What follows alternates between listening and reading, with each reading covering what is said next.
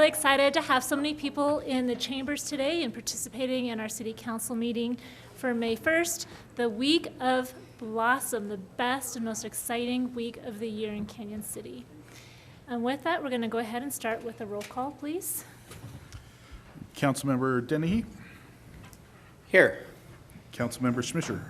Here. Councilmember B. Smith, absent. Councilmember Stein. Here. Councilmember Tracy. Here. Councilmember Worthington is absent. Mayor Pro Tem Hamrick. Here. Mayor Smith. Here. Let's all please arise for the Pledge of Allegiance. I pledge allegiance to the flag of the United States of America and to the republic for which it stands, one nation, under God, indivisible, with liberty and justice for all. Thank you. We have the beginning of a city council meeting is always reserved for public comment. If there's someone who needs to and wishes to address city council on a topic that's not on the agenda, this is the time to do so. Seeing none, we'll move on to council member announcements.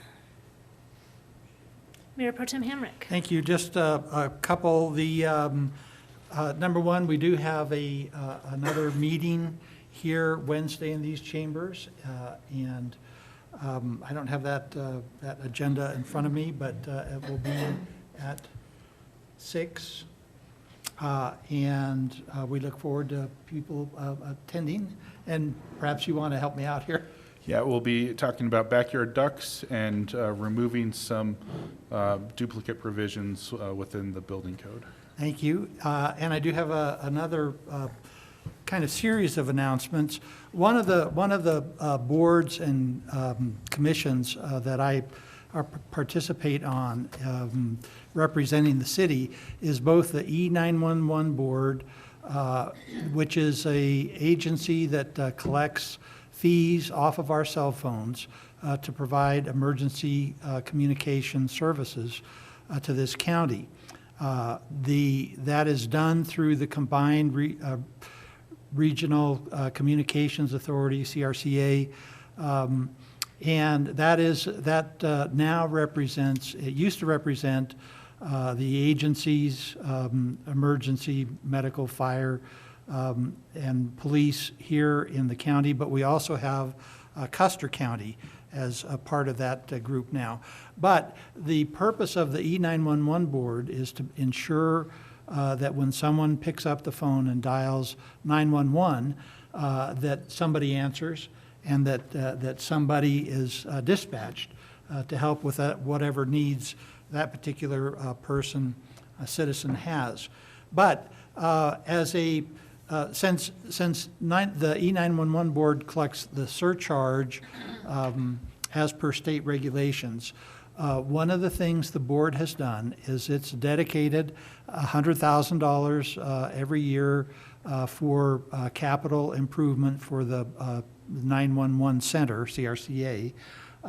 This year, they're going to be also giving CRCA $50,000 for training, and they're also going to give CRCA $250,000 that will go into the general fund of CRCA.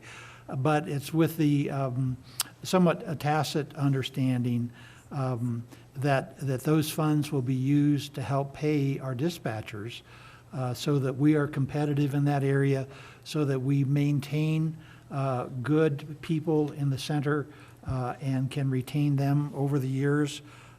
And I just wanted to share that this sometimes this is goes underneath what we all know about or hear about or talk about, and so I wanted to share that with everybody. Thank you. Thank you.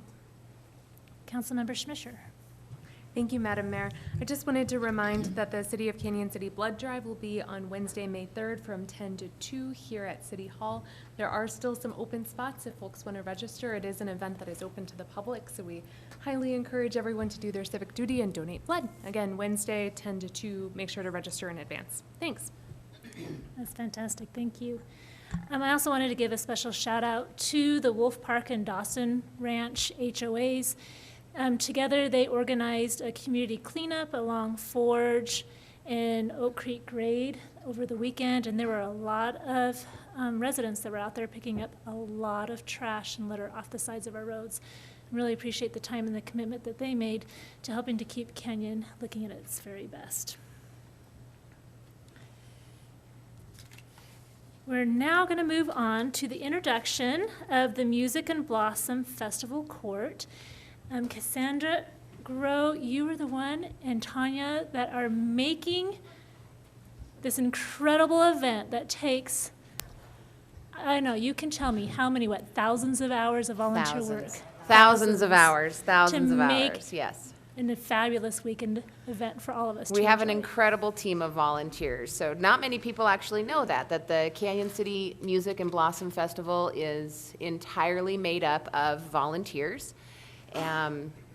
Every single board member has a full-time job, a full-time life, full-time commitments outside of the festival, but they give thousands of hours of their time every single year, not because they have the time, but they have the heart to serve their community. So we're very blessed to have a great team.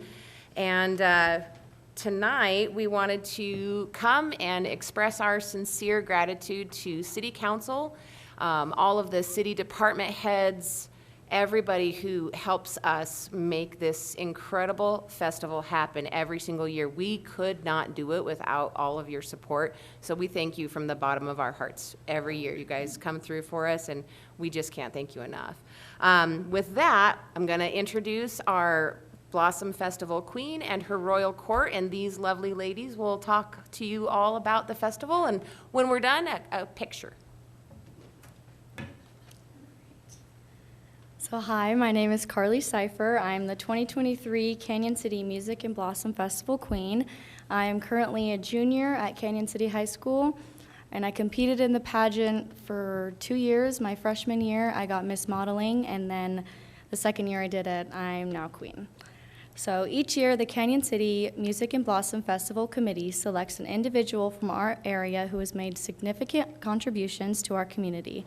We are honored to have Mr. Andy Phillips, President of the Royal Gorge Rodeo, serve as this year's Grand Marshal for the festival and lead us down Main Street during the 85th Annual Canyon City Music and Blossom Festival Parade. The parade will begin at 1 p.m. on Saturday, May 6th, along Main Street in beautiful downtown Canyon City. The final parade lineup is currently posted on the Canyon City Music and Blossom Festival website and Facebook page. It will also be published in the Canyon City Shopper and Daily Record this week. We have 21 bands scheduled to march in the parade this year, and of course many floats, including the 2023 Blossom Royalty Float. Finally, the Blossom Festival's Cluster Duck will be held on Saturday, May 6th in Macon Plaza. Cluster Duck offers a mix of live popular music. Unlike years in the past, Cluster Duck gates open right after the parade this year, with the band Cardiac Arrest, followed by Adam Ashley, and finally 6 Bucks and a Flight headlining the show. Cluster Duck is a high-energy event that promises to be fun for the whole family. Again, Cluster Duck gates open immediately after the parade, and the cover charge is only $5. Now, my first attendant, Alyssa Merlino. Hi, my name is Alyssa Merlino, and I'm your 2023 first attendant. This is my second year being on court. Last year, I was your 2022 Miss Personality and 4th runner-up. So this year, the 19th annual Run Blossom races, organized and hosted by Fremont Adventure Recreation, also known as FAR, kick off on Saturday morning, May 6th at Centennial Park. The 5K race begins at 8 a.m., showcasing Canyon City's beautiful Arkansas River. Run Blossom is a wonderful way to begin your Blossom Saturday before heading out to take part in other Blossom activities.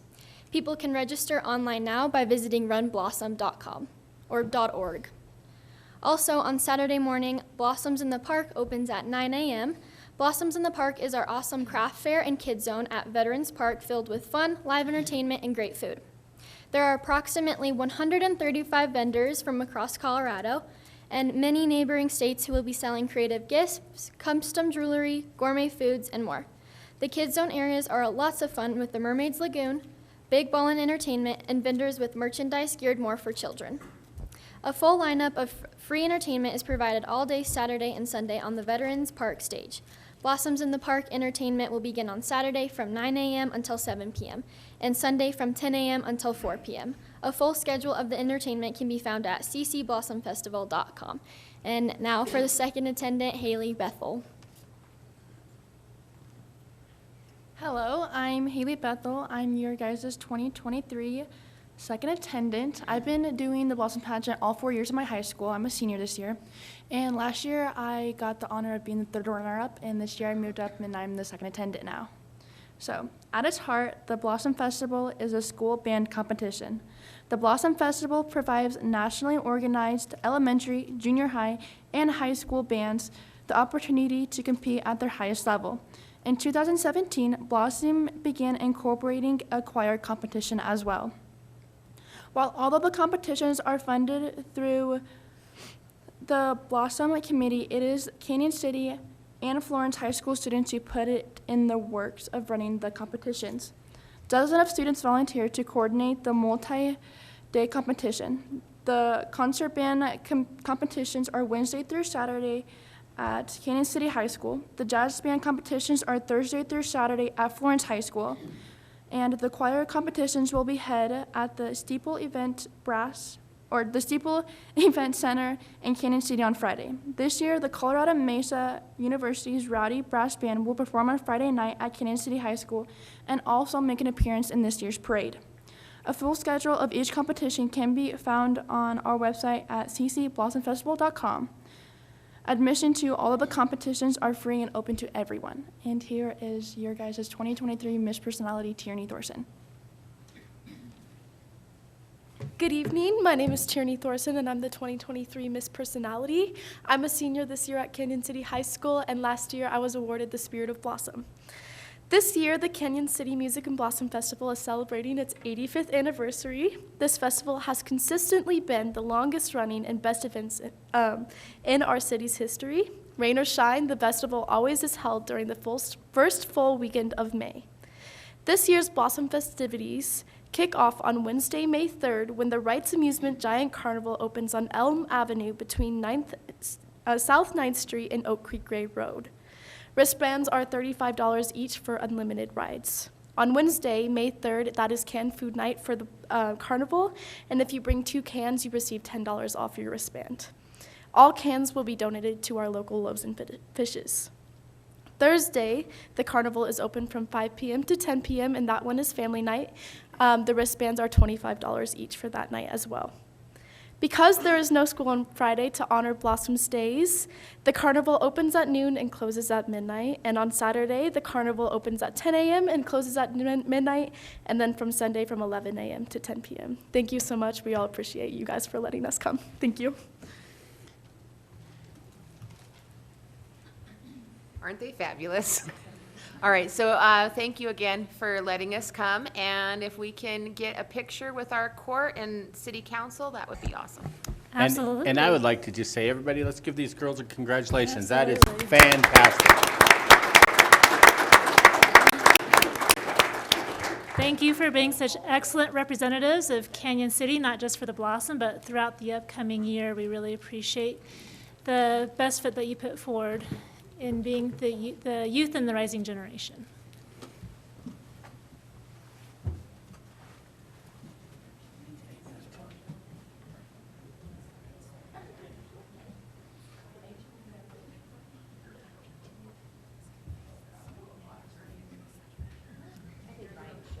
Give me your phone.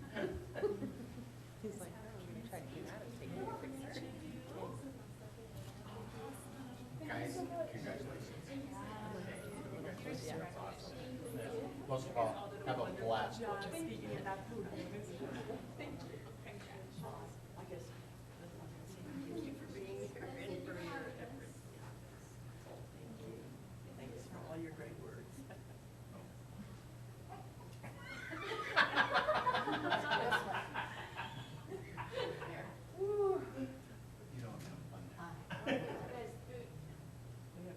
Scoot. Get in there. Get in there. There we go. Okay, thank you. Okay, we're gonna do.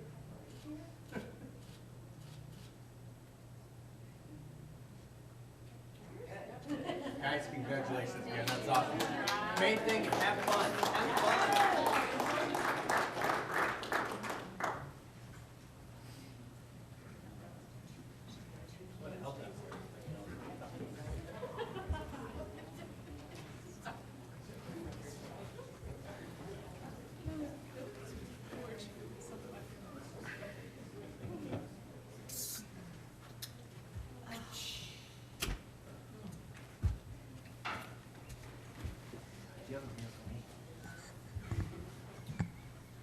Thank you again to all of you. We're really looking forward to this weekend's festivities.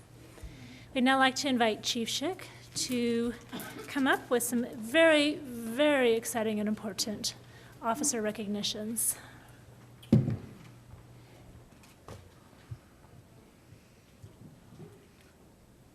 Madam Mayor, members of the council, thanks again for having us up today.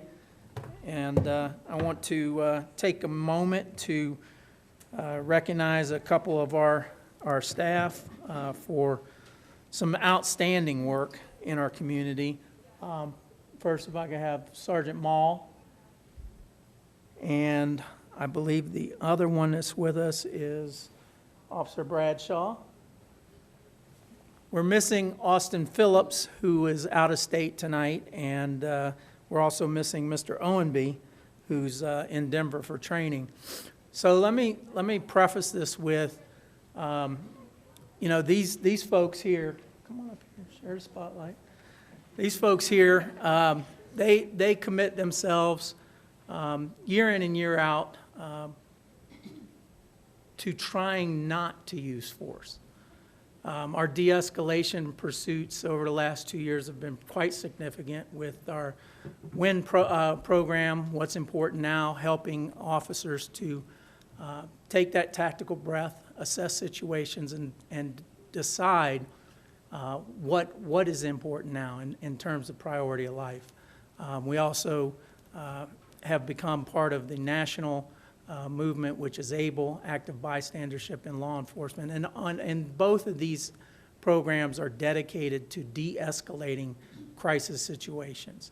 And this is pretty remarkable. I've been in this job now for 32 years, and I can't remember ever seeing the type of fortitude displayed on this particular call and the results therein. So this was a call that originated on March 19th of 2023. Sergeant Mall and his crew got called to a crisis situation, a young lady in an emotional crisis. She was listed as a runaway. They contacted this young lady, and this young lady conveyed to Sergeant Mall, who did the bulk of the negotiating with her, conveyed to him that she didn't want to live, to the extent that she produced a very large knife and challenged Mr. Mall to help her end her life tonight.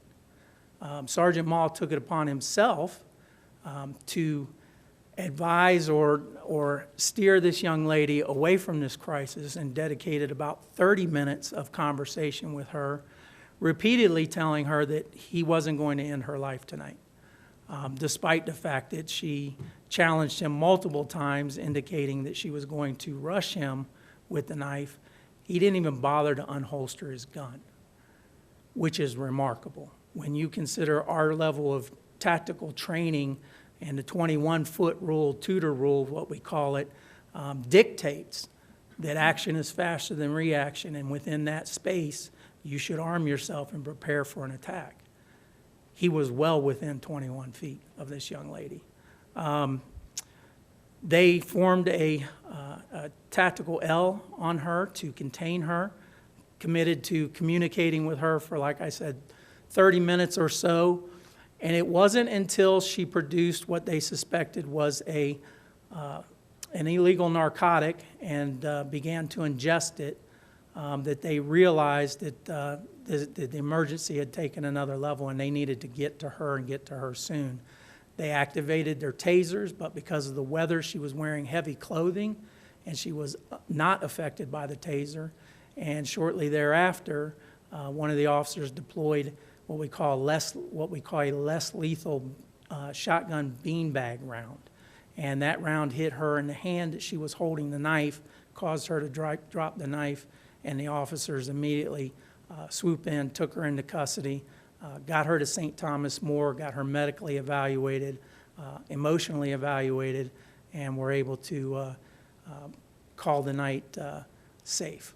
So with that, I would like to recognize Sergeant Mall and Officer Bradshaw and Officer Owenby and Officer Phillips for an extraordinary act of courage and dedication, that service excellence that we seek in sparing a life that night. Congratulations.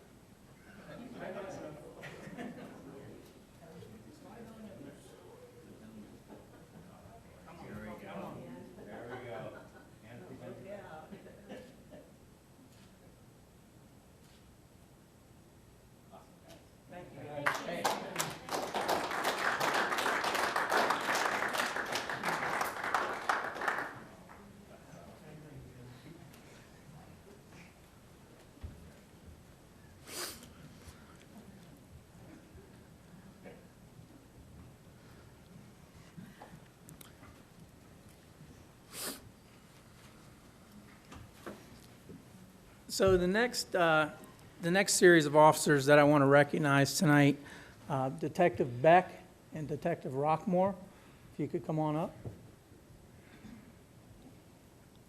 Another extraordinary series of events, and it goes to our mantra as a city, service excellence, delivering that high level of service. And there are extraordinary actions without a doubt. No less than the lives saved by Sergeant Mall and his crew. I am confident, after I tell you what I have to tell you this evening, that these two detectives saved. I can't put into words the lives that they potentially saved.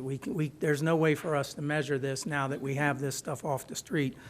But on April 2nd, our patrol personnel and medical personnel responded to an apartment complex down on Justice Center that we had information about drug activity at, and it was coined a potential overdose.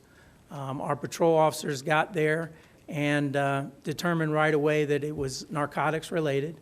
As just a common investigative technique, Detective Beck responded, as we are in all overdose cases now, responded to measure the scene and determine, is this a Good Samaritan call, or is this a potential distribution network that we need to look into? And the latter certainly proved to be true. As she arrived and began her investigation, she established probable cause and got a search warrant for the residence. And within that structure, the first event, she collected about 112 grams of methamphetamine, about 4 grams of heroin, and about 2,000 fentanyl-laced pills, and $20 from the apartment. In that first series, of course, when she located all of these narcotics, the subjects that were residing within the apartment had no idea where all of this, as you see now, where the bulk of these narcotics came from. Detective Beck took it upon herself to collect all of the evidence and then go a step further and decided to process the evidence. The rare event that we get latent prints off of items, she was able to collect latent prints from some of the packaging materials, and she was able to submit those to CBI, and she was able to corroborate her strong belief of who those narcotics belonged to. She subsequently received arrest warrants for this individual, and she was able to charge him with unlawful distribution ×2, and she also was able to charge him with unlawful possession and special offender status. And we subsequently were able to make an arrest. The arrest was quite extraordinary as well. After she got all this information together and got those charges, she was able to continue to gather information on the target's whereabouts. And the target, as seen in the picture here, was considered armed and dangerous. There was a number of firearms initially seized, as well as narcotics and cash. We were very concerned, given his recent history, having previously been charged with murder. And so as we got this information together and they did their threat matrix and decided when and where they were going to take them down, we recruited the efforts of CBI and the U.S. Marshals, and we were, they were very successful in taking this individual into custody with, again, no shots fired, nobody hurt, and the subject was taken into custody. That was on the tail end of probably a 30-hour day. They got additional information of a second target location within the county that they believed was holding the lion's share of the narcotics that they believed that he had brought back into the area. And rather than waiting till the next day after they got sleep, realizing the significance that these pills would have if they reached our streets, they took the extraordinary measure to get a second search warrant and go search the second target residence. Within that residence, they collected an additional 7,500 fentanyl-laced pills, an additional 3 firearms, 17.6 grams of heroin, and $5,400 in cash, all of which you see right here. Again, I have no way to quantify the number of lives saved, but the extraordinary steps that these detectives took to identify the targets of these narcotics and interrupt the pipeline certainly, and at least my estimation, certainly saved lives. I've only been here for 2.5 years, but I have done my homework and talked with people who have been here much longer than I, and we are confident that this is probably the largest drug seizure in the city of Canyon City's history. And to that, I thank you, Detective Beck and Detective Rockmore, for a job well done.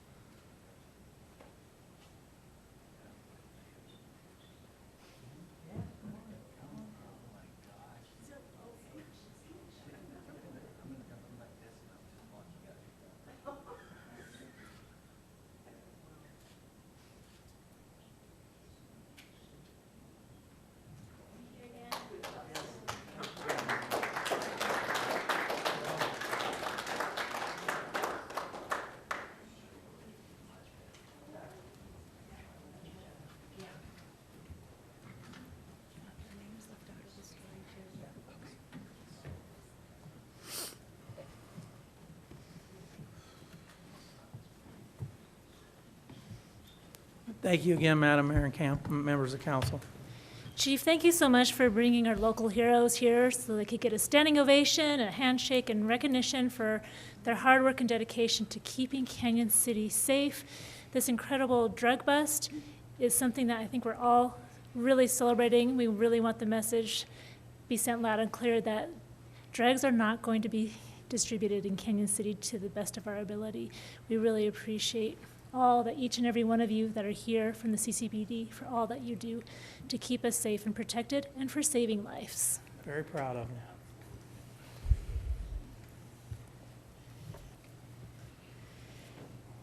Next on our agenda is a proclamation for Municipal Clerks Week. I really wish that our municipal clerk, Cindy Foster Owens, was here today. Is this on purpose because she's so humble and shy? No, I'm afraid not. She was here earlier today. She was planning on being here and had to step away ill. So. All right. And actually, she might kill me for saying this. I wouldn't say that she was shy. She was actually Miss Personality when Blossom Court, when she was in high school. I don't know if you knew that or not, but that explains a lot about Cindy Foster Owens. And although she's kind of made a request that we don't necessarily have to read the proclamation out loud, I do want to make sure that I say, even though Cindy's not here, I know she's going to be watching this video to take the minutes and recording them, that Cindy is the real reason, among a lot of our staff, that this city keeps running and moving, that as city council, she's the one that actually does all of the really hard work and all the things, anything and everything that city council does, it's because Cindy's the one that's making it happen, whether it's creating agendas, doing liquor licenses, creating and posting public hearings, managing record requests and elections, and anything and everything else is because of Cindy. And fully acknowledge that mayors and city council members come and go, but it's our staff and people like our municipal clerk that actually keep the city running year after year, and that she gives excellent customer service to our citizens, and appreciate her so much. So Cindy, when you do minutes, I hope I'm giving you this big handshake and a standing ovation for you too. We also have another public service recognition for the week, and that's a proclamation, and the same can be said for all of our staff at the City Hall, who are the ones that are the laborers and the workers behind the scenes that fix water lines in the middle of the night, fill up our potholes, our CCPD, and so many others, and really appreciate the work that they do. I'm assuming, Butch, are you here to talk to us about our workers, our city staff? I mean, you manage. I wasn't, but I can. I don't want to put you on the spot, but you look like you had notes, but we would love to. I was going to address something that's a little farther down the agenda. Oh, okay. We do have some activities planned for our staff. Yeah, go ahead. Let's come and talk about that, because we do appreciate them so much. We've really tried hard to really emphasize customer service, and they're really stepping up to the plate to provide customer service to the citizens. Due to the fact that it is Public Service Recognition Week next week, we have planned some activities for our staff.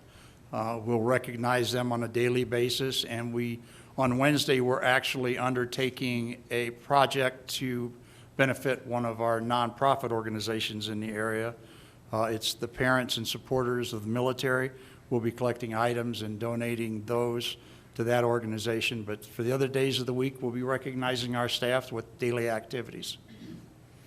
Fantastic. Thank you for being the leader and helping to help our staff feel appreciated during this recognition week. We would like to read this proclamation. However, if each council member will take a line, we will start with Council Member Tracy, if you don't mind. As soon as I get back to the right document on my electronic. Okay. Sorry, why don't we start over there? Sure. I'm still working on getting it open. Office of the Mayor Proclamation, Public Service Recognition Week, May 7th through 13th, 2023. Whereas, America's dedicated public servants are the lifeblood of our communities, and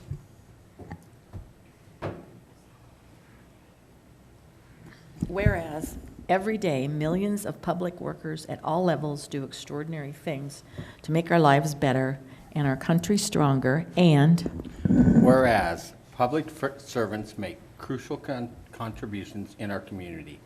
They keep our community safe, keep our water clean and safe for drinking, and maintain our roads and bridges, among countless other essential services that keep our city and county safe and propel us forward. And Whereas public servants are indispensable to our country for the critical roles and duties they perform. And Whereas the City of Canyon City recognizes the hard work of all public servants who embody the spirit of service and endless possibilities that define America.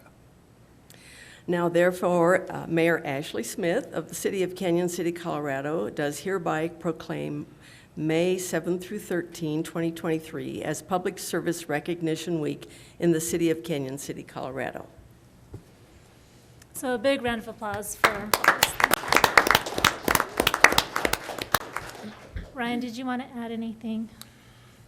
I think you alluded to it, Mayor, but, oftentimes, the public doesn't recognize, when you turn that faucet on at home, all the work that actually goes in behind the scenes to clean and treat that water and distribute it to the home. When everyone's sleeping at night, we have CCPD out there, performing drug busts or saving people's lives. The list goes on, but we really appreciate all of our public employees and the work that they do for our communities. And let's also give a special shout out to our library and the museum as well. Next, we have National Corrections Officers and Employees Week. This is incredibly important as we recognize that the Department of Corrections is one of our main employers in our community and a really important part of our identity and who we are. Councilmember Schmischer, would you mind starting us off in this proclamation? Sure thing, happy to. National Corrections Officers and Employees Week, May 7th through 13th, 2023. Whereas, in 1984, President Ronald Reagan proclaimed the first week in May as National Corrections Officers Week and said, "The professionalism, dedication, and courage exhibited by these officers throughout the performance of these demanding and often conflicting roles deserves our utmost respect. The important work of correctional officers often does not receive the recognition from the public it deserves. It is appropriate that we honor the many contributions and accomplishments of these men and women who are a vital component of the field of corrections." And Whereas correctional officers are trained law enforcement professionals dedicated to ensuring public safety, and whereas correctional officers and employees are responsible for the custody, care, and rehabilitation of thousands of inmates in the City of Canyon City and Fremont County, as well as the maintenance of safe, secure, and humane correctional facilities. And Correctional officers and employees are skilled professionals who work towards the successful reintegration of inmates into productive members of society post-release. And Whereas correctional officers and employees are resourceful, capable, committed, patient, and persistent criminal justice professionals. And whereas correctional officers and employees deserve to be recognized for their service and should be commended by community leaders for the tremendous job they do and exceptional performance of duties under the most difficult of circumstances. And now, therefore, we, the City Council of the City of Canyon City, do hereby proclaim May 7th through 13th, 2023 as Correctional Officers and Employees Week in the City of Canyon City, Colorado, and urge all residents of Canyon City to honor our correctional officers and employees, not just this week, but every day of the year. excellent, thank you. We also have the warden for the territorial prison by Zoom. Ed, if you would like to address City Council, we would love to hear from you. Thank you, Mayor Smith. I wasn't expecting to get called on, but I'd just like to say how much I appreciate the acknowledgement from the City Council and yourself. It means so much to myself and the brave men and women that work day in and day out to keep our communities safe and our facilities secure. So thank you. Absolutely, thank you, Warden Kelly, and we really appreciate that you've been an important member of our community as well and really go above and beyond to have open communication and be involved in being excellent citizens of Canyon City, so thank you. Anything else from City Council? All right, well, then we're going to move on to the consent agenda, please. All right, thank you, Madam Mayor, members of council.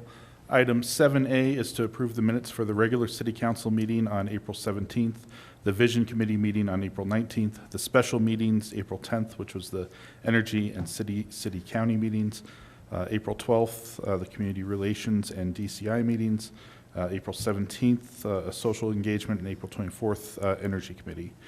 Item 7B authorizes the city administrator to sign an agreement with Union Pacific Railroad for the Rhodes Avenue project.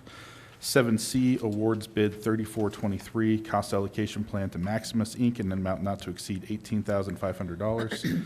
7D is the approval for an FTE job reclassification for a business manager for the police department. And 7E is to receive and file cash disbursements. Any questions from council? Councilmember Schmischer? I had understood that there may need to be a discussion regarding 7B. Did you wish us to pull that from the consent agenda, Administrator Stevens?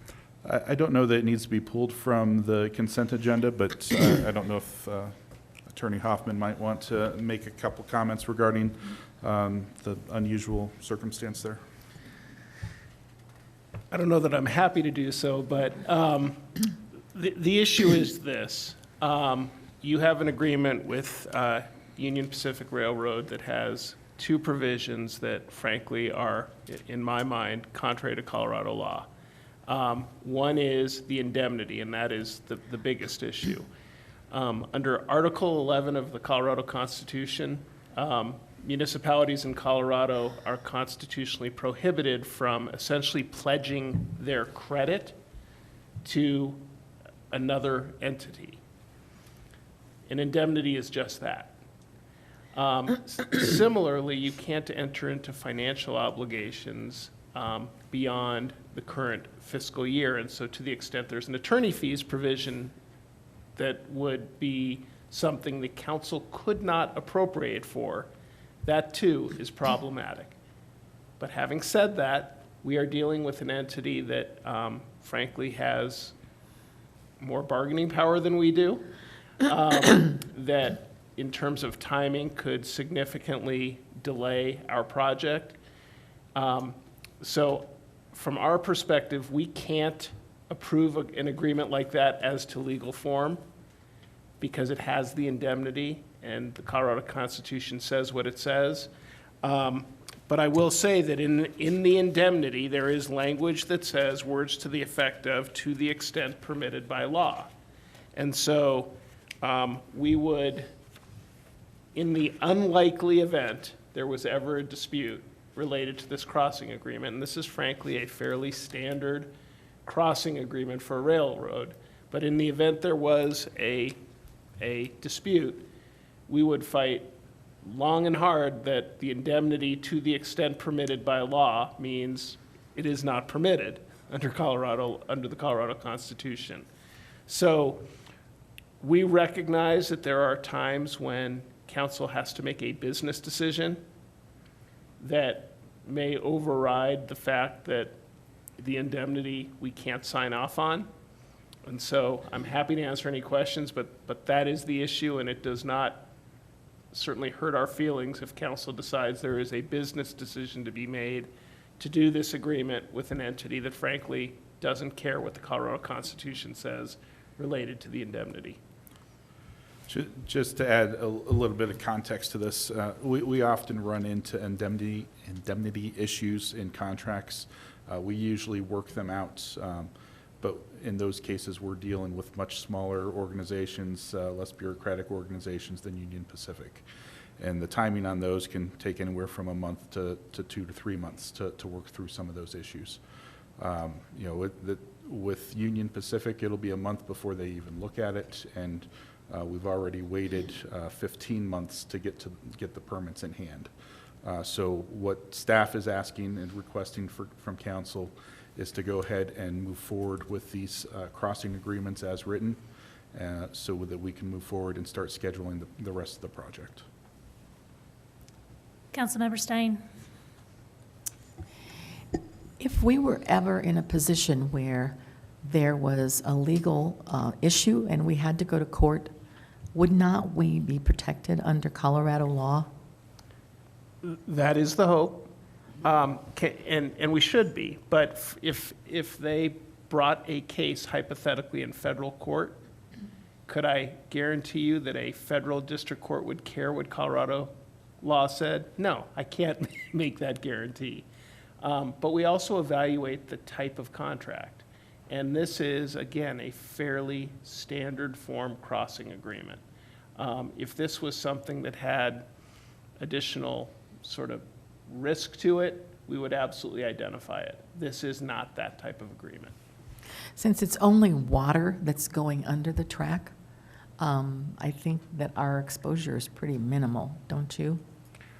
I would hope so, but I'm never gonna, I mean, that's part of the problem. Do I think that, do I understand if council makes the business decision based on staff's recommendation? Absolutely. This is one of those times I hate my role because, you know, the Colorado Constitution says what it says, and that's what we have to give legal advice based on. But again, I recognize that there are often business reasons that you go forward anyway.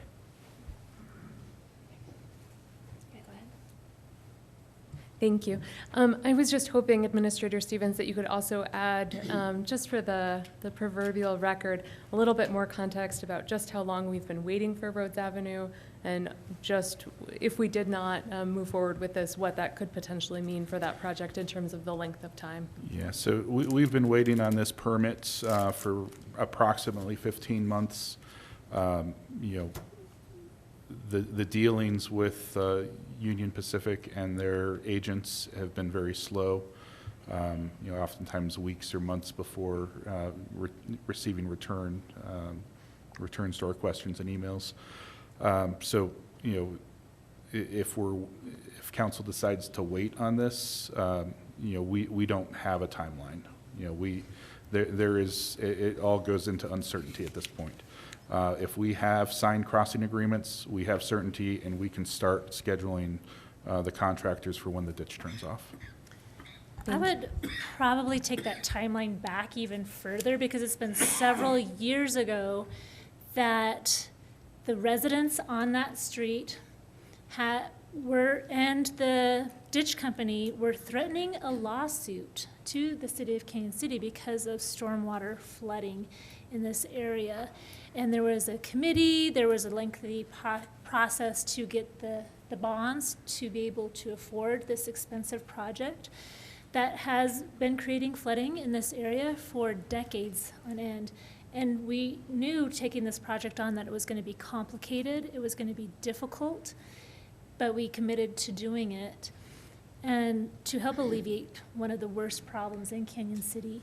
And I will say that today, those same citizens that were really upset with the flooding are now really upset because this project is taking forever to complete.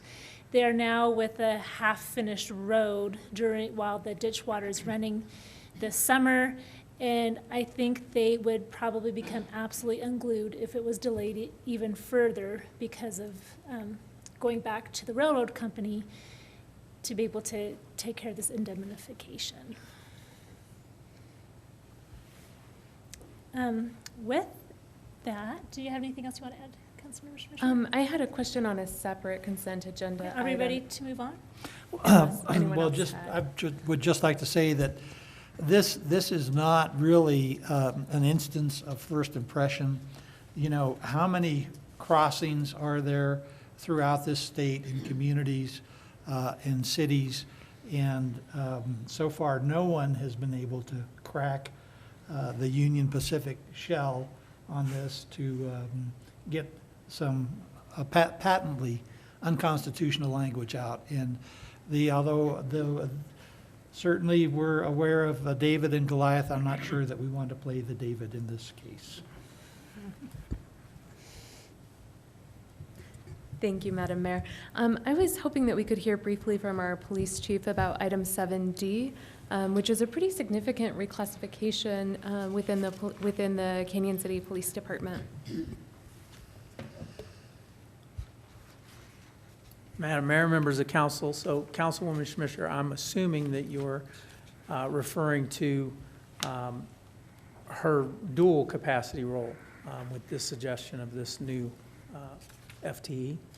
So my understanding is that we currently have a records manager and that you're seeking to reclassify the position so that it's at a higher pay grade and is also able to serve in a more senior advisory capacity to yourself, ma'am. as well as managing matters related to finance and budget. So I'd just love to hear a little bit more about your vision Absolutely. and about the future. That- Thank you. That is that's a fair question, for sure.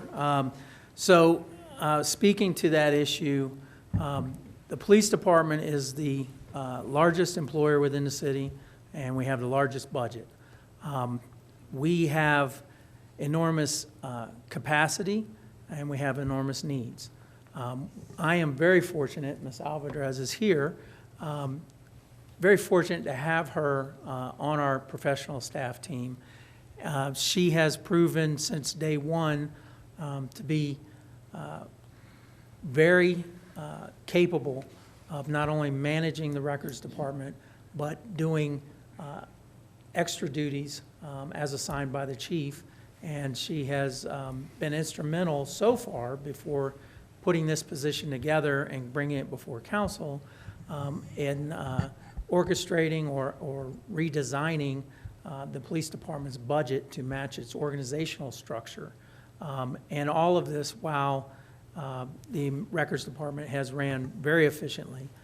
Recently, we've had a setback in that Courtney McAvoy, our senior full-time records management or records tech, had left to go back to school and work with a private employer that was assisting, well, not assisting, but providing tuition for her. So it was quite a step in the right direction. In that wake, Ms. Alvarez has stepped right in and took over the records request capacity. So to your question, trying not to go down a rabbit hole, but she's very capable. She has worked that budget end. She steps in when records needs her assistance. So it's come down to a risk versus reward, and I think each of us, to continue delivering that high level of service, wear many, many hats. And it's about balancing your schedule, balancing the department's needs, and while respecting your needs as an individual and as an employee, that balance of work-family life. So she's quite astute at that, and I couldn't be more excited because we have our budget accountability has increased, and she's restructured that, and now she reconciles. She's always reconciled the P card, so now she's able to, for lack of a better word, keep us all in line and on the right page in terms of our budgetary constraints and needs, and she's helped us project quite well. She's working hand in hand with our economic development team in terms of grant management. So now we have a direct liaison within the department, which having a direct liaison in that capacity in grants or be it budget, she works directly with Ms. Nordyke. Having that direct liaison fills a lot of gaps that would require us to have very much extended timelines in addressing budgetary needs or grant needs. So I understand your question and your concerns, and it's a very good question. Jamie and I have talked about this extensively. Mr. Stevens and I have talked about this extensively. And I think it's, as I said, risk versus reward, and I think the reward is going to be much greater than the risk, only because I have utmost confidence in Ms. Alvarez's capabilities to not only manage that end of the spectrum, but also to work on those other things. And we all recognize her first responsibility is the records department. So, does that answer? Yes, thank you Effectively? so much. Okay. Butch, is this the item that you were here to talk to council about as well? On the agenda? We would love to hear from you as well if you'd like to address this.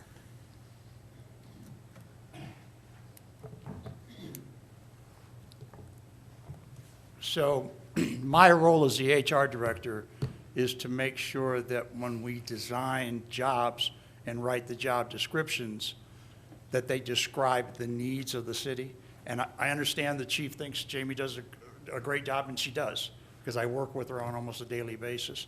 But our role is to design the job that the city needs, and then hope we have the right person to put into the job.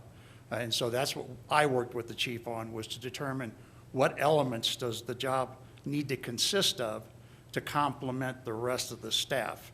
And so as part of this process, we've also taken a look at the commander positions at PD to see if there's any overlap as far as responsibilities or how they complement each other, so that we make sure we don't have multiple positions doing the same tasks. And so I worked with the chief on that and with the city administrator to make sure that we designed the position to cover our needs and also to identify the quality of the person that needs to go into the position.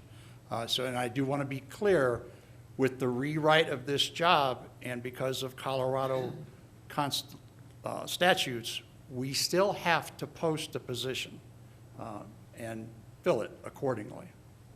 So it's not like we're rewriting the position and moving Jamie into it. She'll have to compete for the position.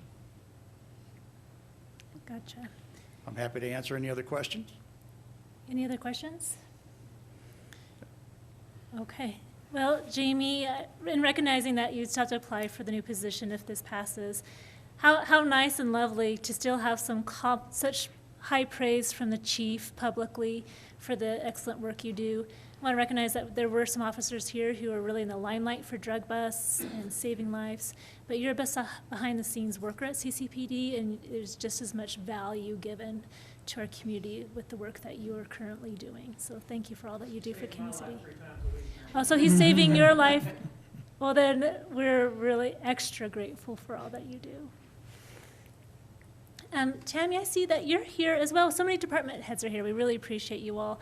But there is an item that has to do with finance as well. Did you wish to address council about that?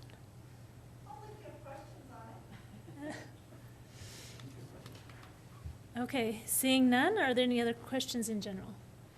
I'd like to entertain a motion then. Madam Mayor, I move that we approve the consent agenda as written and the agenda as well. A second. There's been a motion and a second. Any discussion? Call a vote. Councilmember Dennehy. Aye. Councilmember Schmischer. Aye. Councilmember Stein. Aye. Councilmember Tracy. Aye. And Mayor Pro Tem Hamrick. Aye. All right, it passes. Thank you, council, and thank you, staff, for all that you do. Ryan, we would like to hear an administrator's report, please. All right, thank you, Madam Mayor. Members of council, you have the written reports in your packets. There are a couple things to add to the written reports. We are looking for a city council participant for the multimodal RFP. We have received the results, or received submissions, and we're getting ready to score those. And if there's an interested party from city council, we'd be interested in having a city council representative for that RFP selection. Councilmember Schmischer? I'm happy to volunteer if there are no other interested parties. All right, thank you. We appreciate your time. Great. I think Chief Schick mentioned it when he gave his presentation a couple weeks ago, but we are applying for a COPS grant to potentially bring on additional officers to patrol the Riverwalk and downtown through bike patrols, and also additional SRO officers. I believe Chief Schick may be sending some requests for letters of recommendation, so if you see an email from the chief, that is what that's related to. And then last thing I have that's not in the report is that we're still watching SB 213, which is the state land use code. There have been many changes to it, and it did pass through the Senate with acceptable changes, but it's currently in the House. And I'll turn it over to the city attorney to talk a little bit more about that. And just briefly, as of today, the form it is in, I would recommend is something that the city could live with. There are the preemption issues that were in the original bill have largely been removed, and it has become more of a planning mandate than actually a land use mandate. And the two areas where the mandates remain, one relates to manufactured housing, and the other relates to occupancy limits. And I would suggest, in the scheme of things, those are things that the city could live with and could work with and potentially legislate to account for those issues. However, that is as it exists today after it has gotten through the Senate. Tomorrow, it starts its journey through the House, which has a much bigger Democratic majority. And so I think there is concern that the bill could get amended back to its previous form in some version or another. If that were to happen, there's concern, frankly, that the progress that was made in the Senate could be undone. So to the extent that you all and others have been working to talk to legislators, talk to others about the danger to the previous version of Senate Bill 213, I can't emphasize enough the fight's not over. The legislature is in session until this Saturday, May 6th, and until the session is over, I will be concerned that the language in 213 could come back. But as of now, the version that exists and that is going to the House Committee on Transportation, Local Government, and I forget what the other, but that's the basic title of the committee. That is tomorrow at some point, that committee will hear the bill. And there is a link that we could sign up to petition against any any changes that would be harmful to our community. And also would maybe suggest if we could maybe resend the resolution that the City Council passed unanimously petitioning against Senate Bill 213 again this time to the House Committee that is hearing this bill and our representatives as well. We can do that, absolutely. Thank you. Councilmember Schmischer. Thank you, Madam Mayor. I had two questions for City Administrator Stevens.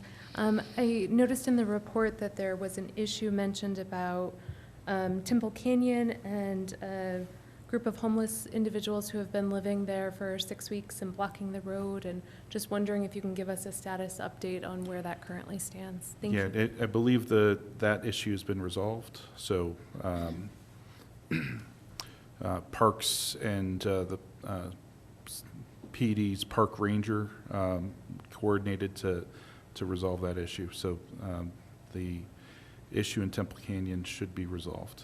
Are there any other more specific questions? I guess I'm wondering if the road in Temple Canyon was blocked for 6 weeks by an unmoving vehicle, is there a reason why it took that long for kind of the road to be accessible?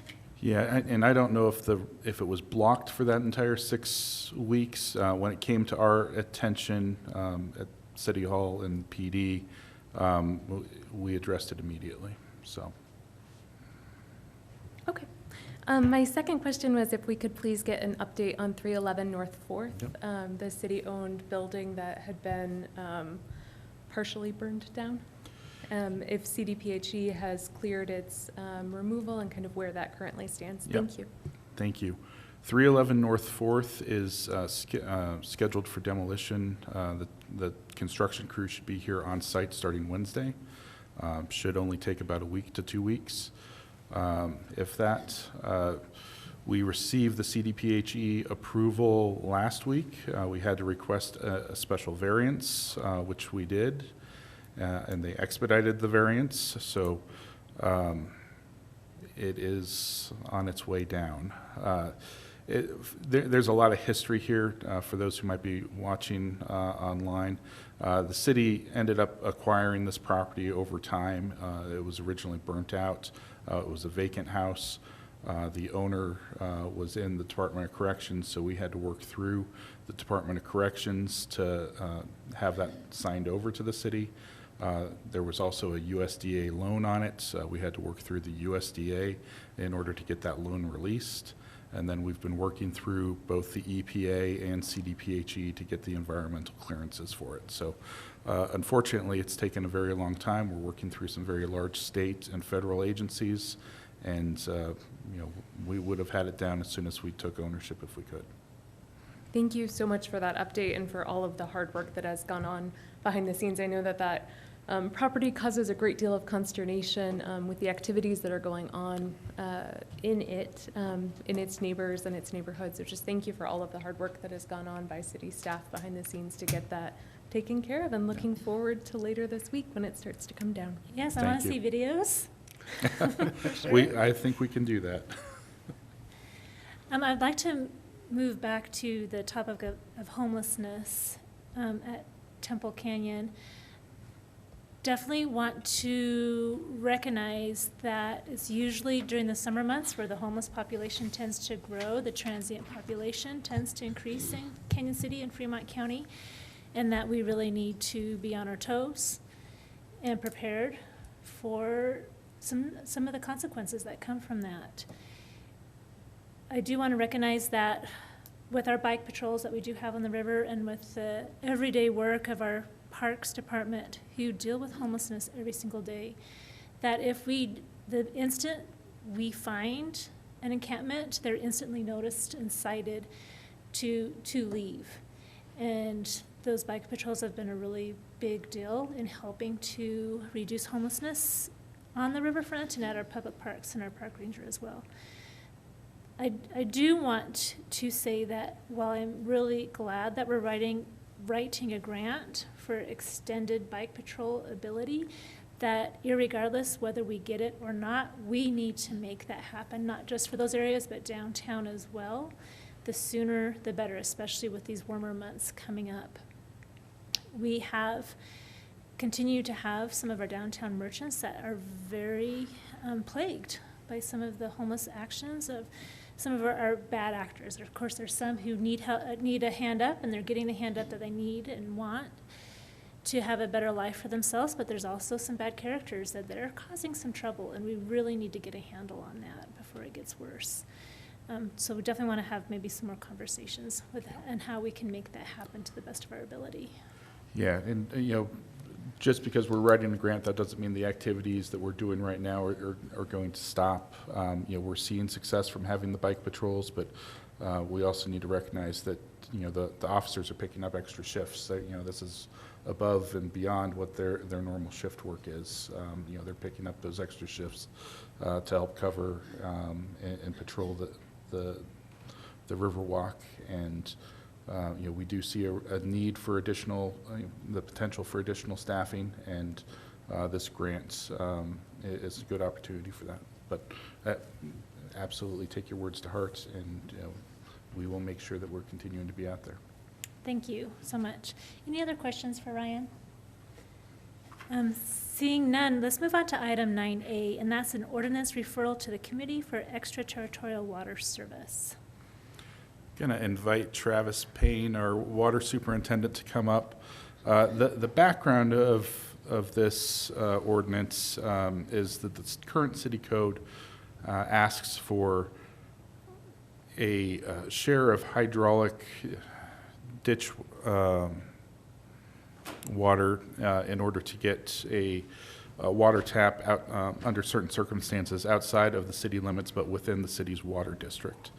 And it does allow for some discretion in that we can take an equivalent share of a different ditch company's water, but it does not allow for a cash in lieu payment.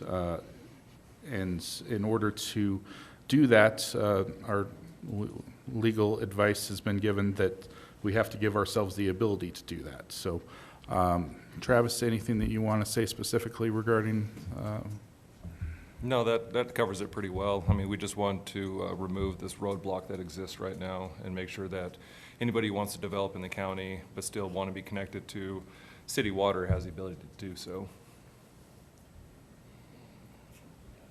Councilmember Tracy? Thanks, Madam Mayor.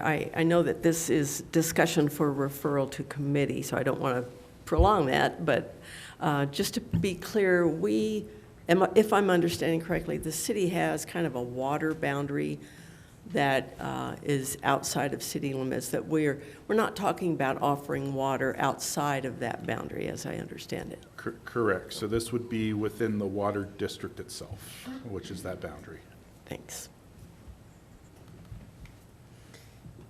Councilmember Schmischer? Thank you, Madam Mayor. With the almost establishment of the new water committee, do we envision them having a look at this before it comes to general government or after it comes to general government? Or how do we envision that sequencing working? Thank you. So attached are the red lines that you'll have. So, I mean, that's kind of where we have it with the lawyers, and I thought it was kind of an appropriate time to put that in front of you. And let you take a look at it, because I felt like any decision-making probably should be done by city council, and I shouldn't really make any of those changes without your guys' input, so. There's another factor to this, which is this is affecting a business in town. City council several meetings ago awarded a water tap for Fremont Paving. But because the hydraulic ditch will not allow a transfer in shares for that business, we have no way to get them their water tap. So there, we do have some additional concerns that we need to address here. So, sorry, just to make sure I understand. So based on the timeline, you aren't envisioning the water committee looking at this draft ordinance? Is that? That is correct. I think it was the June 7th. June 7th. June 7th. June 7th meeting, yeah. Yeah, and it was kind of unclear to me whether the water committee would really be the proper venue for this sort of thing to provide those kind of comments for an ordinance, or whether it should be a general committee. So that's something that I got to talk with Mr. Stevens about. Councilmember Stein? Yes. I need to, because I represent District 1, I need to bring this up. I know that under our current capabilities, it's an impossibility, but I realize we are above the line, altitude-wise, that can be served. But I represent 222 homes who are citizens of Canyon City who cannot get city water. Now, I'm just raising the flag, and this is something that the Water Committee might want to take up too later, I don't know. But this is an issue that I don't want us somewhere down the road, all of a sudden, that we have 222 homes that are without water, or water that is not potable. We don't know, because it's kind of edgy.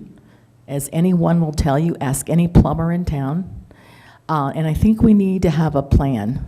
And maybe that's something that the Water Committee could address, because I don't want us to all of a sudden have people come in here and say, yeah, we live in the city, but we have to have water trucked in. That's possibility down the road. Not now, we're fine for now, but that's something I just wanted to raise the flag.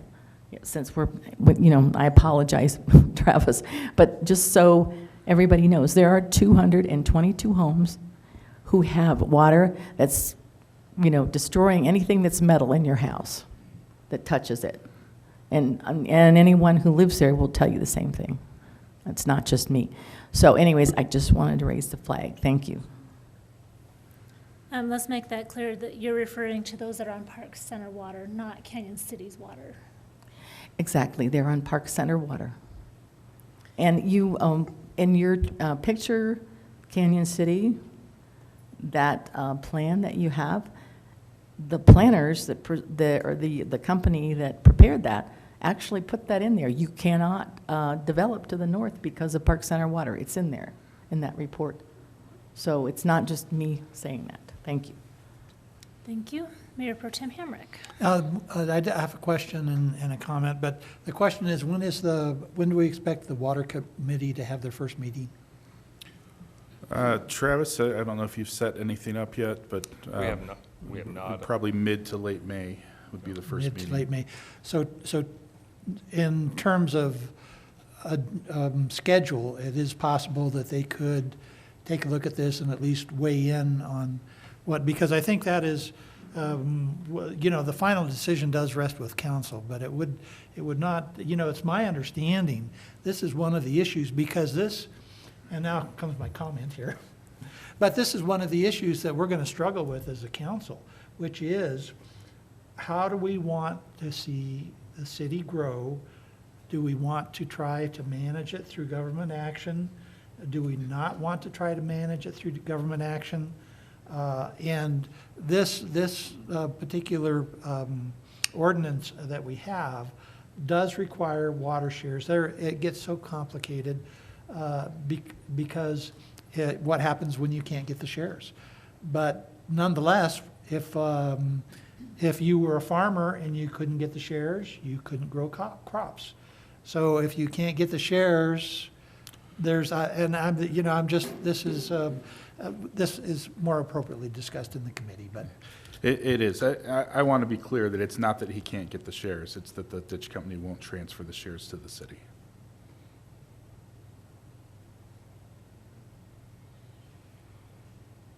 Sorry, could you say more? I don't fully understand. So the company has the shares, but the ditch company won't transfer those shares to the city? That is correct. Can't he establish a trust? I don't know that we want to talk about this. All right, that's, anymore in open session. Thank you for that comment, and I have nothing further to say then. And Councilman Tracy will be next, but let's make it clear that we are voting to have a further conversation at a general government meeting or a vision meeting. Yeah. Yeah, thanks, Madam Mayor. I think it may sound too cumbersome and too bureaucratic, but our new water committee that's just about completely put together and going to have its first meeting soon, I think it would be helpful to have them take a look at this issue, even if it also has to go to general government, which is more of a standing committee consisting of council members. So I'm just kind of advocating for that, if that's possible, to have both the water committee, the new committee, look at it, and general government. Councilmember Schmischer? In case my earlier comment was unclear, I also support Mayor Pro Tem Hamrick's and Councilwoman Tracy's stance that if the Water Committee is meeting before that June 7th general government meeting, it would be great to have them take a look at it. Thanks. Thank you for your feedback. Is there any other discussion? Then I'd like to entertain a motion to refer this to committee.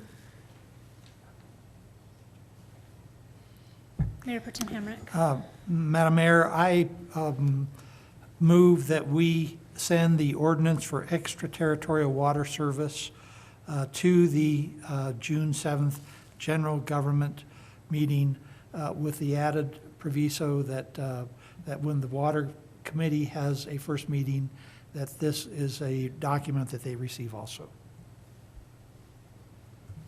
I second. There's been a motion and a second. Any discussion? Call vote. Councilmember Dennehy? Aye.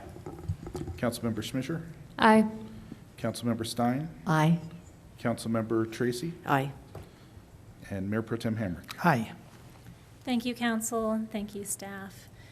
Next on item 9B, we do need to establish which council members will be serving on our newly formed water committee. I do want to give a special shout out that our water committee members have been selected from the general public, and those are Beth Ketchmar, Tim Payne, Doug Cohen, Dean Brady, Blake Osborne, and Bill Bradford, as well as Commissioner McFall. These people were interviewed and voted for by the council member at our last Wednesday meeting that we had. But we still need to appoint 2 council member appointees to serve on this committee. And so far, I have been given interest to serve by Mayor Pro Tem Hamrick, Andrea Stein, and Emily Tracy. Are there any other council members that wish to have their name thrown in? You would? Okay. So we have 4 council members interested in serving on this committee. Thank you very much. I would like to give each of these council members an opportunity to state anything that you wish about your desire to serve on this committee. And afterwards, we will vote as a council. When I say we, that doesn't mean me. But we'll have, each of you have a written ballot, and you will write down 2 people that you would like to serve on the committee. We'll collect those votes and see where they lie. Just so you know, I will be reading for the public record who each person votes for that committee. So, Jim, please make sure you put your name at the top so we. Yeah, so we know who's who. May I suggest that we put our names at the bottom so that we don't get confused with the votes? Yeah. Well, as long as you delineate that who you're voting for. The order of a council member who would like to state their interest, I'm just going to do it by alphabetical order. So we will start with Council Member Dennehy. Thank you, Madam Mayor. I'm very interested in getting on this committee. Water is something that I've been a resident now of Canyon for 18 years. I do have 3 acres of ground. I have been on Lincoln Park Pump Ditch Board of Directors for 6 years, and I just see the way water is going in our community, and I want to make sure that the main thing is that we establish enough and make sure that we always have plenty of water right now for the residents that we have, and that should be priority number 1. And then as we grow, just keep a very, very good eye on this. But water is something that is this is what we can't go without water. Water is so important, and it's such a lifeblood in our community. But it's just something that we all need to really take a hard look at. Thank you. We'll now hear from Mayor Pro Tem Hamrick. Thank you, Madam Mayor. Yes, I put my name forward here. I think that everything that Council Member Dennehy said is very important. I also think the idea of balance is important on the committee. I have a strong scientific background. My first job concerning water was to create a model of a creek in Bishop, California, and this was in 1984. And I devised a mathematical model to explain the behavior of that creek to certain inputs. Throughout my career, I've worked extensively on the environmental side, have been responsible for compliance with the myriad of governmental rules and regulations concerning water quality, and in addition, my background is has a strong chemistry component, and I feel that my presence on this committee would bring some needed scientific expertise. Thank you. Councilmember Stein.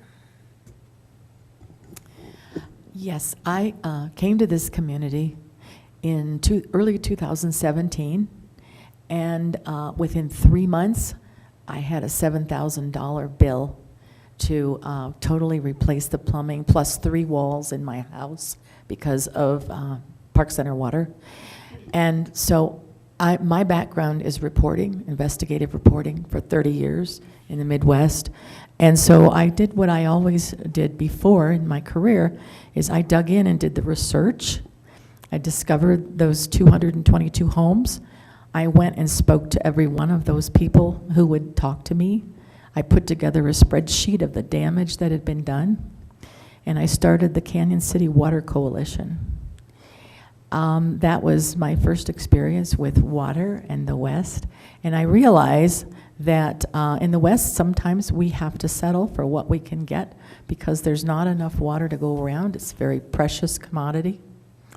When I first came on council, the mayor asked me to be on 3 ditch boards to represent the city's shares because the city owns shares in the hydraulic ditch, the Deweese Dye ditch, and the South Canyon ditch.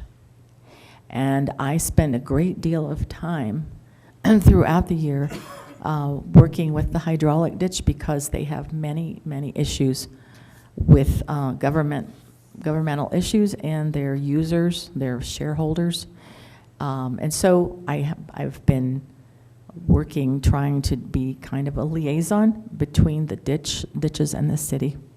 And that is kind of where I am with that. And I would like to be on the committee. If I can't be on the committee, I would like to be able to at least attend some of the meetings and represent some of the issues that are coming up. Thank you. Thank you. Councilmember Tracy. Thank you, Madam Mayor. I've had a long-term interest in water quantity and quality issues. When I was on City Council previously for 8 years, I spent a good part of those 8 years on what used to be the city's Standing Water Committee and chaired that committee for a time.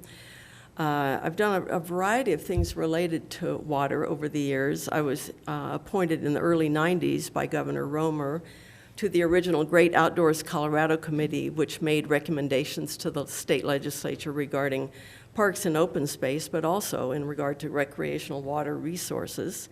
I'm a ditch share owner. I have property north of town on the Canyon Heights ditch, so I have 4 shares of water there and have, certainly some exposure to the importance of the ditches in our community inside and outside the city limits. Have been involved and attended meetings and conferences, many different ones related to water. I completed some years ago, a one-day course in water law for non-attorneys. I was a past member of the Summit County Forest Health Task Force for about 10 years that looked at both forest health and also water issues related to forest health. Used to attend, when I spent more time in Summit County, I used to attend the Colorado River District's annual water seminar from time to time, and also the annual State of the River event for the Blue River Basin.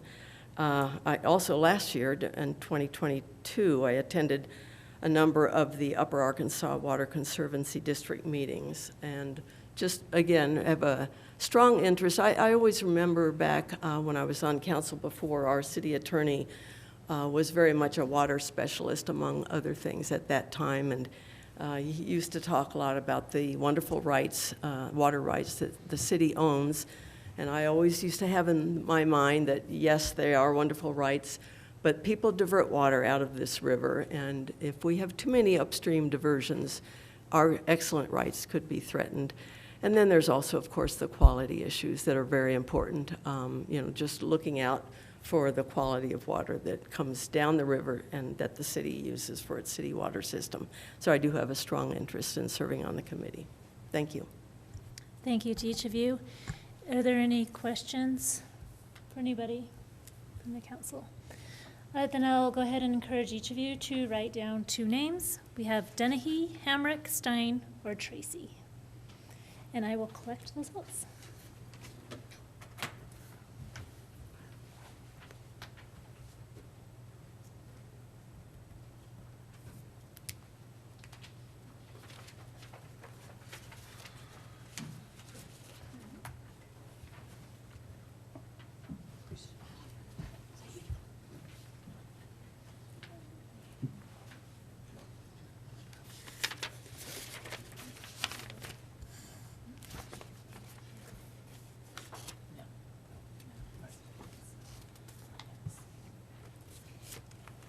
This is the point in meetings when they say the teller committee is tabulating the votes. Yes.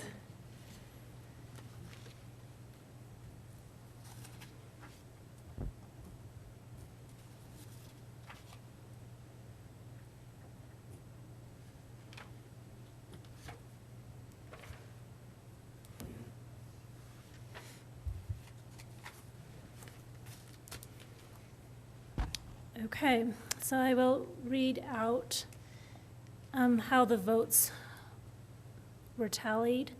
Tim Dennehy voted for Mayor Pro Tem Hamrick and himself, Tim Dennehy. Emily voted for Councilmember Stein and Councilmember Tracy. Mayor Pro Tem Hamrick voted for Councilmember Dennehy and himself, John Hamrick. Councilmember Schmischer voted for Mayor Pro Tem Hamrick and Councilmember Dennehy. And Councilmember Stein voted for herself, Stein, and Councilmember Tracy. That tabulated for a majority vote for Dennehy and Hamrick with 3 votes each, and then 2 votes each for Stein and Tracy. And so the official votes will. What I would request is a motion to name Hamrick and Dennehy with a second, and we'll take an official vote. Councilmember Schmischer? Madam Mayor, I'd like to make a motion that we appoint Mayor Pro Tem Hamrick and Councilmember Dennehy to serve as the 2 city council member representatives to the newly established Water Committee. Second. There's been a motion and a second. Any discussion? I'll call a vote. Councilmember Dennehy? Aye. Councilmember Schmischer? Aye. Councilmember Stein? Aye. Councilmember Tracy? Aye. And Mayor Pro Tem Hamrick. Aye. Thank you, council, for your passion on this very important subject and for your time and commitment that you'll be serving on this committee. The time has come for us to move into executive session. Mayor Pro Tem Hamrick, can you please lead us into that motion? So, Madam Mayor, I move that we, council, move into, let's see, I'm supposed to read the script now, right? I move that City Council enter into executive sessions for the following purposes. An executive session to receive legal advice on specific legal questions pursuant to CRS 24-6-4024B concerning options for providing electric power to the city. Second? There's been a motion and a second. Any discussion? I'll call a vote. All right. Councilmember Dennehy? Aye. Councilmember Schmischer? Aye. Councilmember Stein? Aye. Councilmember Tracy? Aye. And Mayor Pro Tem Hamrick. Aye. Okay, we will now be moving into executive session. Are we going into a different room for that? We will be going into the antechambers, yes, ma'am. Okay, thank you. So the public portion of this meeting is now closed.